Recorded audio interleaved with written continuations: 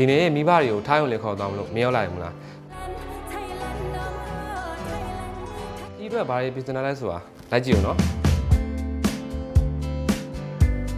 တကယ်တော့ထိုင်ခီးစဉ်ကို kitchen version နဲ့ပြောင်းလိုက်ပါပါကျွတ်တုံဖြူကိုဓာတ်ပြရိုက်နှုတ်ဆင်းပါမယ်ခုဆိုင်ကိုလည်းတလက်မအရွယ်လှီးဖြတ်ပါမယ်ပဲပြားကို၄တောင်အတုံးလေးတွေလှီးထားမယ်စီထည့်ပြီးပဲပြားလေးကိုအယောင်ရအောင်ကြောထားလိုက်မယ်ဖတ်တိုင်း sauce ကိုအရသာပြည့်စုံအောင်ခဏထည့်ပါမယ်ပြီးရင်မစုံလေးကိုလည်းကြော်လိုက်မယ်ဖတ်တိုင်းခောက်ဆွဲထည့်မယ်အယောင်တွေငရုတ်သီးမုံထည့်မယ်အရသာတွေခဏထည့်မယ်ညီပဲထည့်မယ်ပြီးရင်တော့ပဲပင်ပေါင်ပဲပြားထည့်ပြီးအနှဲငယ်မှွေးလိုက်ရင်အရသာရှိတဲ့ဖတ်တိုင်းခောက်ဆွဲလေးရပါပြီ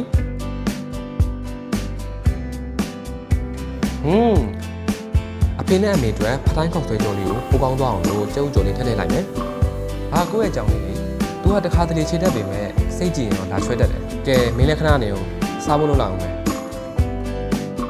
အခုလည်းအစင်းလေးဖြစ်ပြီဆိုတော့အဖေနဲ့အမေခေါ်ပြီးစားလိုက်မယ်ဗျာ